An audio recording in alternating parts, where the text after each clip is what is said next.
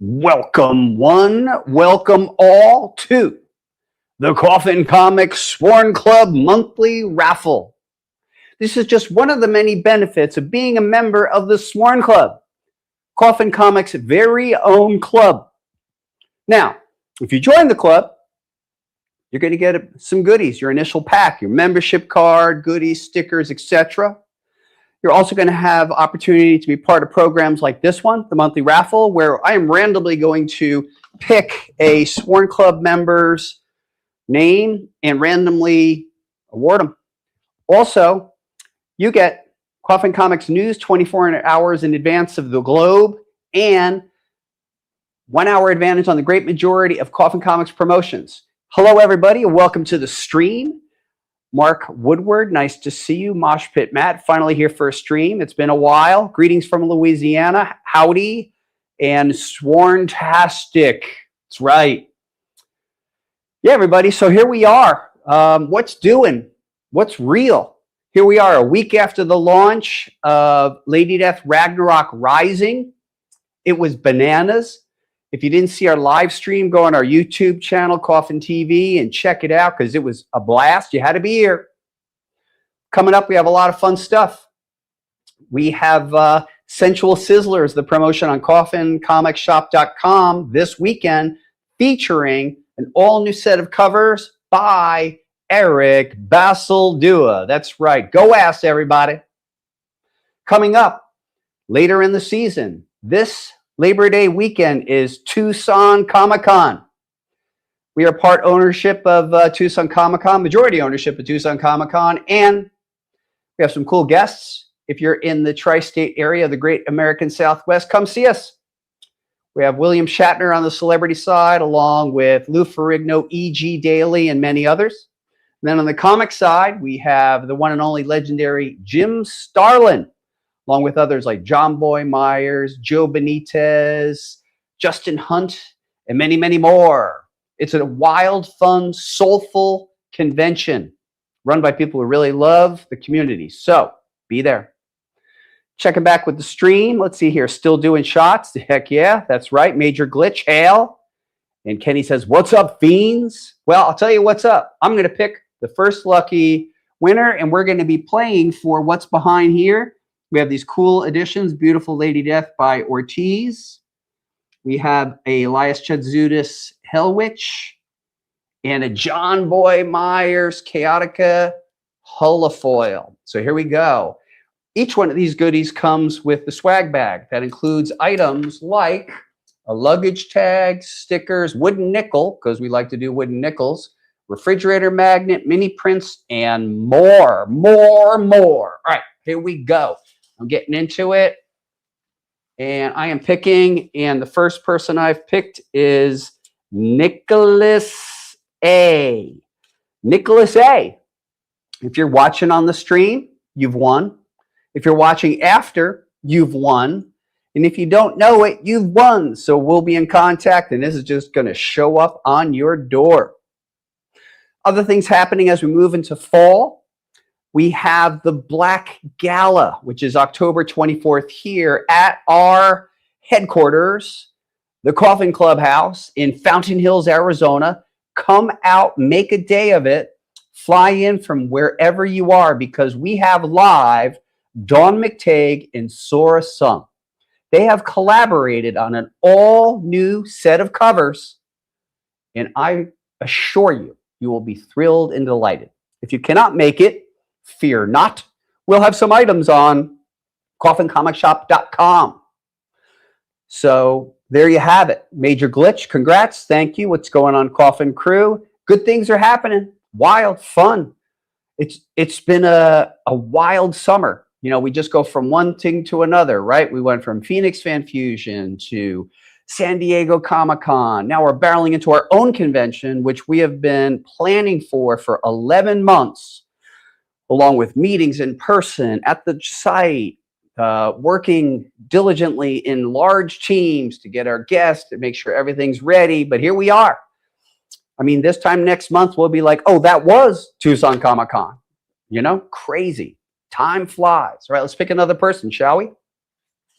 Now, part of what we're going to be doing today is after this, we're going to go to a video. When we come back, we're going to have that program, Beer with Brian, an informal conversation about pop cultural musings and your opportunity to ask me questions about Coffin Comics stuff. I guess the first question I'm going to ask is, did anybody get a chance to read Primordial Havoc, and what is your feedback? All right, the next lucky winner is Ryan I. Ryan I. Mark Woodward said, oh, and you probably, the reasonable thing is like, what are we playing for? Well, this is what you got. You got this Dawn McTagg, Lady Death, this Jesse Hernandez Hell Witch, and this Sia Lady Gunfighter. Actually, can we pull out and show the bar? Yeah, this is the Coffin bar in full effect. It's mighty and it's tall. Yeah, we're boozing it up over here when the time is right. We got the full bar here, which is built on like a coffin facade. We got all our drawers here. We're fully stocked with the fridge. I mean, we got the details. We're spoiled over here in the Coffin Crypt, I'm here to tell you. Oh, yeah. Next up, I would like to tell you that if you have backed every one of our Coffin launch campaigns for $26 US or more this year, and if you continue to do so, and you back all 6 of our campaigns, you will be eligible to receive a Super Backer coin free, shipped with your last package of the year. And there will be no extras and no variants. Like, that's one and only. That's bragging rights. And if you were here during the Ragnarok Rising launch, I showed 1/2 of that coin. But there is another half to show, and we will be revealing that coin on August 31st, which is the actual 19th anniversary of Coffin Comics. Now, me reminding you that it's the 19th anniversary of Coffin Comics should alert you to the fact that starting in January of 2027, all year is the 20th anniversary celebration of Coffin Comics. So more to come about that. That's what's up. Let's see here. Good evening, all. Before I pick the last person for this one, I'd also like to tell you that although Ragnarok Rising is now in the campaign phase, we have written our stories all the way up to and including August, and our next Lady Death chapter after this one is a humdinger. So you will definitely, I think everyone will be surprised. And the question is, will you be pleasantly surprised? Will be the question. Now, coming up in October to celebrate the Halloween season on October 1st is Lady Death's Coffin of Horrors. This is an anthology story with very, very wonderfully horrific storylines, and it is all hosted by Lady Death. She intros and outros all the stories, and we have stories written by yours truly, also Mike McLean, also John Lehman, also Mark Kidwell, Jay Photos, Jeff Zorno that particular team. Then we have Tim Seeley and Tony Fleece. And last but not least, we have Tom Sosnowski and Janine Archer as writers. We have completely different art teams on each one of these. And we have completely different colorists. And we do have veteran letterer Marshall Dillon. Now, what I'd also like to tell you about Lady Death's Coffin of Horrors, which kicks off on Coffin launch on October 1st, is that we will have an all-new Zack the Zombie Exterminator story that is written by Mike McLean and illustrated by Diego Bernard. So we're not pulling any punches there, everybody. That's what's up. All right, let's get into it. I'm like filled with information today. All right, here we go. Third person, and this is what we're playing for. We got your Lady Death by Marissa Pope, Hell Witch by Mike Crome, and a Mike Morg design cover by Jose Luis. All right, and our winner is, let's see here, Jonathan B. Jonathan B., this one is for you. So again, just one of the benefits of being a member of the Sworn Club. I will actually be in production on updating many of the elements of the Sworn Club over the next couple of weeks. So into the new year, we will have a lot of new elements to Sworn Club and some enhanced ones. If you are a current Sworn Club member, you know that we actually are sending you your own communications about cool opportunities on our store and beyond. So tell you what, why don't you all, let's see here, I'm jumping back over. Llama says, sounds like the old Vampirella magazines. Yeah, I mean, it's horror anthology. Lady Death's the host. I would say Lady Death is a lot less Elvira and a lot more Rod Serling. She's very dry and she kind of celebrates people's misery, but that's Lady Death, right? All right, everybody. Tell you what, we're going to go to video, and then when we come back, we're going to sit down and have a little beer with Brian, and let's get your questions ready, and let's have a convo. Talk to you in a minute. Greetings, I am Brian Pulido, creator of Lady Death, and I am excited to introduce an all-new 48-page original graphic novel entitled Lady Death, Ragnarok Rising. Desperately searching for Earth, Lady Death finds herself in a dark medieval realm ruled by fearsome Viking clans. Here, she finds adventure and love with the leader of a daring band of warriors. Yet her happiness is short-lived. Uncovering a shadowy prophecy, Lady Death and her Viking companions are forced on a perilous quest. They have but one chance to defeat a deadly cabal of berserkers and god-killing monsters, or the whole world will meet a fatal destiny. Can Lady Death overcome fate itself, or will the world fall to the unstoppable onslaught of Ragnarok? Please support our campaign now and share it with everyone you know. I can't thank you enough. Thank you, everybody.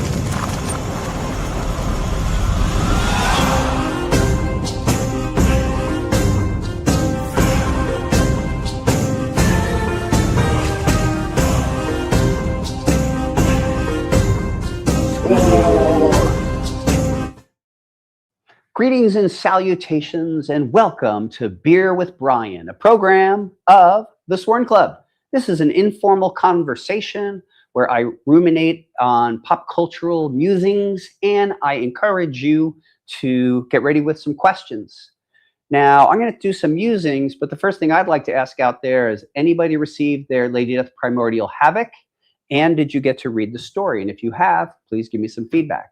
So for my pop cultural musing, I recently saw the movie Obsession. And that movie has really taken the world by storm. Jordan, have you seen Obsession yet? Yes. And what did you think? I thought it was great, honestly. Yeah, I saw Obsession and I thought it was fantastic. It really had me on my toes. And I'm very excited to see Backrooms as well. I have not seen that one. What is there to say about Obsession? So, I mean, it's remarkable that it was made for $700,000, but I did like the mood. I liked the tone. I liked, one of the qualities that I enjoyed about this movie was, although they were doing some texting and all that stuff, there wasn't a lot of technology in it. And it really was just about the people and the circumstance. And they really kind of delivered the goods, I think. I think one of the inside jokes that I really liked was towards the end. Well, I don't want to blow it for anybody, so this is a spoiler free, but I enjoyed it. And if you enjoyed it, let me know. Let's see here. I also, just on Netflix, there's a movie called The Last House, and I watched that as well. And I really, really enjoyed everything up until the end. I'm a little critical of the ending. If you've seen it, these a circumstance, an entity comes, and then 5 years later, for reasons I'm still trying to figure out, that same entity leaves. And it's the whole, like, no big reason for them leaving is the thing that I'm grappling with. And again, I want to make the spoiler free. So, you know, if I see you, we could talk about it. Those of you who know, summer is a different time for shows, right? Because a lot of the fall shows aren't on yet. Francisca and I really love watching Chicago PD. We've been faithful followers for the longest time. One of the former stars of Chicago PD is now in a series called Anna Pigeon on USA. I'm recording it, so I look forward to catching up on it. So sometimes summer for us is watching some silly reality shows, because just because it's fun, you know, you kind of turn your brain off and you watch it. Of course, Francisca being a general contractor, real estate entrepreneur, and designer, we do wind up watching a lot of design shows in our house. And, no apologies, no apologies. I really do also like design as well. So it's always fun to watch. I like those shows more for the after, like seeing everybody doing the stuff is less interesting to me. But I think the reason I'm getting around to is we do watch some goofy stuff like the Great Food Truck Race. I mean, I guess someone's got to watch this stuff, right? So besides feeding my brain with stuff of seriousness of tone, particularly like dark documentaries. Not exactly a true crime documentary person. However, I am a weird crime. So if it's a weird crime, I'm interested. So there's been some of those recently, and I also like I like anything with cults. So if there's a cult show, and for some reason HBO just has maybe like 15 different series about cults, real life cults, I'm just endlessly fascinated about cults. I have never been in a cult. I do know people who've been in cults, but I just find them fascinating. That people would give up their autonomy and break away from their entire family for a person who has a certain belief system. I find it endlessly fascinating. All right, so that's me. So I'm going to take a look at some questions. How was San Diego Comic-Con? San Diego Comic-Con was bananas. You had to be there. There's nothing like it. And there was a palpable energy for comics there. It was fantastic. When we get there, we're dreading it because of the length and the duration and the hours. And then when we're doing it, we're like, oh my God, it's Thursday, but there's still 4 more days. And then when it's over, we're like, oh, San Diego's over. So it's great. I love it every time. I look forward to doing it next year and seeing if we could beat our offerings for next year. Let's see here. I received Primordial Havoc, haven't had a chance to read it. Okay, no problem. And I'm glad Major Glitch, you did like the international print that came signed. Let's see here. Lady Death will be a commentator for all the other stories. Outcast, that is exactly right. So she's a narrator host, and she might have some snide comments, preying on people during the story. Let's see here. Welcome to Beer with Brian. Ask any questions. That's right. When will we see next year's playlist of who's going to be coming out? In terms of when are we going to announce our publishing schedule? I think we're going to wind up announcing our publishing schedule. Historically, we do it towards the end of September. So sometime between the end of September and October, you will get the announcements. And it's all locked in. Probably the only thing I need to do is I actually picked the story fonts. If you look at our books, each comic has a story, and each story has a chosen font. And we use that font throughout everything that we do when we're working on it. And I actually take a lot of time to do that. I have named all the stories because that also takes a certain amount of time. But yeah, late September, sometime in October. Let's see here. And then Mosh Pit. Will there be Tucson Comic-Con exclusives to be revealed in the future, and any hint on cover artists? The answer is yes. All our Tucson Comic-Con exclusives will be listed on the Tucson Comic-Con site under the exclusives button on next Monday. But because you asked, I will let you know the following people and more are going to be doing exclusives.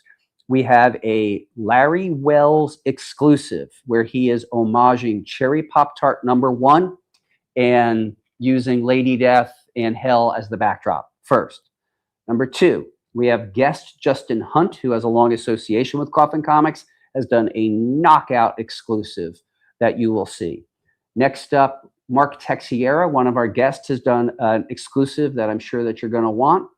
And next up, Ali Garza has created a beautiful 3-parter. Now, Ali will not be at the event, but this is a beautiful set, and I think you will really enjoy those. That and more to come. So exclusives by Mark Texiera, Larry Wells, Justin Hunt, and Ali Garza, among others. And do you know how many books there will be next year? So Outpost, we're going to be doing 6 Coffin launches next year, grand total. And we will be co-managing, co-producing the 2 Kickstarters in association with Dynamite related to the Chaos Library. And we will be doing 1 Kickstarter in association with another major company. That'll be an intercompany crossover. That's what's up for next year. Yes. Yep. So that's that. I don't know if there's any other questions. I'm happy to answer them. When you are creating a character, how far do you plan the story and the character development? So the question is, when I create a character, how far in advance am I creating the story? So let's take recently Mike Morg, for example. Mike Morg was first introduced in Lady Death during the Sacrificial Annihilation storyline. We spun him off into his own story, which was his origin story. So I actually wrote the entirety of his origin story, those 96 pages. And while I have mapped out his future, that was our initial focus. So to get to that point, I did character drawings of every major character myself, my own versions. You know, they're chicken scratch, but they get the point across. Further developed his look and his abilities.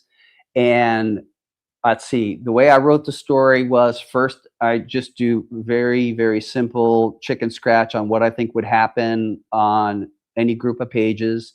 Then I break it out further into an outline of each chapter. So that's 248 pagers in what happens in each one.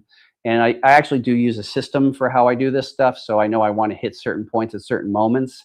And then once the outline is done, I write the story, and I'll probably do one draft, send it to Mike McLean, who was my editor on that one. And I did the majority of the story, but he came in and helped clean it up. So, you know, he's a co-writer on that. And then I polish it, and then it's ready to go. So as to further answer this question, I've just finished a series of interviews that will be incorporated into the back matter of the Evil Ernie Omnibus. And back when I was first creating Evil Ernie, it was the first time I really created something and fostered it and brought it to marketplace as Evil Ernie #1 in the storyline Youth Gone Wild.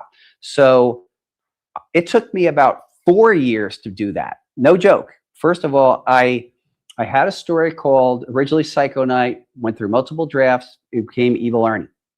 Then I worked with a gentleman named Eric Miche to develop Evil Ernie's look, including the hair, everything he's known about, and the various evolutions of Lady Death, you know, starting one way and ending another. When I got Evil Ernie into a look that I liked, I actually advertised for artists in Comic Buyer's Guide and Comics Career Newsletter. I got 70 replies. I tried out 11. Out of the 11, they all failed, whether it was on the quality of the work or their professionalism, and I gave up. And the 71st submission was Stephen used pencils and another guy inking them, and that began that journey. And then that journey was then finally getting the comic made, you know, all the pages, Stephen doing those, and me marketing and promoting them to a company to eventually get it picked up. So that whole process did take about 4 years. Now, I can get that same process done in 6 months now. And the majority of it, I can get it done in 10 days. So that answers that question. Oh, okay. So Solomon says he's practicing how to write a comic book script. That's great. I'll give you a couple of tips if you're interested. So one of the things that I did to learn how to write a comic book script is I took some of my favorite comic book scripts and I wrote them down. So I used Roger Stern's run on Captain America. And what I did was I wrote what I saw. Page 1, panel 1, I described what Captain America and whoever was doing what, and I actually rewrote the dialogue, and I went through the entire book. And as I did that, I did an analysis and tried to say, okay, what is this? What is the structure underneath all this? What is the first act, the second act, the third act? What's going on here? So I did that with a bunch of stories to try to understand it from the inside out. That's one way I did it. Let's see here. Will there be a WWF omnibus? So what we've discussed with Dynamite is after we finish this universe series of omnibus, which is about 14 of them, if you could believe it, we will then kind of take a look and say, okay, do we want to try to bring back to life all the Chaos Era license stuff, including all of it, right? You know, ICP, Static X, Megadeth, la-di-da. I don't know the answer to that because it's a rights issue, but it's possible. Who knows? Let's see here. How much can Coffin mention chaos and vice versa? I mean, I think we're all good here. You know, at this point, you know, we're all made up. We're good. We've been working solidly together in our teams and working to great, excuse me. Yeah, working to great effect. So I think everything's men's on men's here. Let's see here. I'm practicing. Okay, that Hughes was the GOAT. He was the best. In Coffin of Horrors, Lady Death will be like having a casual, cool conversation with us. Yes. Outcast, yeah. So this will be Lady Death narrating the story to you, the reader, and it's you and her, and then the story occurs. And usually at the end of the story, whatever happens, happens. Then Lady Death will probably have a snide remark about it at the end. So yeah, I don't know if there's any other questions. Can we expect Lady Death's realm jumping take her into another character's timeline, say Empress Death? Okay, so the question is, can we expect Lady Death's realm jumping to take Lady Death back into other timelines, including the timeline of Empress Death? Well, I'll say this. With all these jumps, which Lady Death has no control over, I think the sky's the limit. The question I would ask you back is, are you enjoying the jumps? Do you want Lady Death to still stay adrift, or should she come back to her present day continuity on the Coffin Earth, which is Earth, I guess, 1313, something like that. So yes. Yeah, so that's the answer to that. So it's possible, but I'm not saying. Another question with Lady Death realm jumping. Is her world still carrying on as a normal pace time? And then what's kind of happening in that time? Okay, so the question is, with Lady Death realm hopping, what's going on in her quote unquote present day continuity and the timing of it? I'll say this.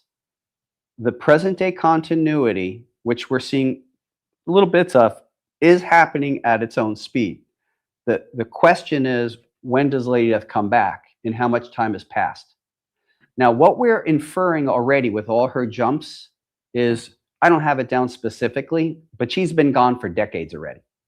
So if you read, when you read Ragnarok Rising, we're implying that she's been in this Viking realm 10 to 14 years or thereabouts. And some of these other places she's visited, some of it has been a short stay, but some of it's longer. And I will tell you that as we go into 2027 and we pick up Lady Death in another place, she will have been in that place even longer. So I think what we're seeing is she's living virtually entire lifetimes. Remember, she's near immortal, but the question is how much time has passed in her continuity. Now, we've done that before. We've had Lady Death off Earth, and she did go to the Empress Death continuity. And when she came back, it was maybe, in her experience, was about a week. But when she came back, 2 years had passed. So these are all fair questions to ask. When and if Lady Death comes back to the present day continuity, is it the present? How much time will have passed? Could it be minutes? Would it have been years? Could it have been decades? I don't have the answer, but these are the questions to ask. Let's see here. Is it possible that other characters in Coffin are also being jumped around? It's possible. Yes. It's better to like just pose questions. Let's see here. Yeah, and just let me know if you like the jumps. So here's a straight question I'm asking you guys and gals out there. Do you prefer Lady Death jumping or drifting? Or do you want her back in her present continuity? Everyone who's on the stream, just give me your answer. And then Outpost says, as long as she's a literal goddess, I'm pretty much good. All right, there you have it. And then we need more. We just need more love the way you keep topping every story, never boring. Thank you. Yeah, I specialize in not boring comics, I'm here to tell you. And I do think that where we plan to go in 2027 is wild. Okay, so people love the jumping. So J420 loves the jumping. Ryan Brown, I like her being adrift, gives more creative stories. And what did you say earlier about something possible with chaos? So Outcast, as we speak, and what we're doing right now is bringing the library back to life. So all the 90s stuff, there's no announcement or disclosure about anything new, and nothing about that going on. Let's see here. Mr. Glitch says, I'm enjoying the jumping so far, but open to moving the story along at some point. Well, I would assert to you, Major Glitch, that the story is actually jumping forward and there's something nefarious afoot. I mean, if it was up to Lady Death, she'd be home, but she can't get home. And what exactly is going on? And does that relate to a known villain, an unknown villain? What's going on? So let's see here. Ace of the Reckoning says, I think the possibilities of other realms being explored is a lot of fun. All right, everybody. Well, I'm going to, before I get down to drinking some moonshine here, there's time for one more question here with Beer with Brian as a program of the Coffin Comics Foreign Club. So let me know. Is there one final question? We'll wait for the stream to Okay. questions. We're waiting for the stream to freshen up. If you have, do you have your own fan cast for some of the Coffinverse characters? Do I have my own fan cast for any of the Coffinverse characters? I am not good at that at all. I must admit, because, you know, it's such a moving target. I've been writing these stories for 35 years and people say, you know, who would you want Lady Death to be? You know, that's an answer that, you know, sometimes we've thought about like every couple of years. I think maybe I'd rely on you guys and gals on who do you think it should be? So who should Lady Death be? If you mean my fan cast, like if she was a movie or a television series, I'm open to your comments. In any event, what I want to say, please, I leave you with those thoughts, think them over, and get ready for next month. We're going to do this again. Stay tuned. Tomorrow, we're going to have Mission Control for Lady Death Ragnarok Rising. If you are a backer, tune in because we're going to spin the Ragnarok wheel, and you may win some goodies from the campaign. All I got to say is, y'all been great. I've been Brian Pulido. Holler at you later.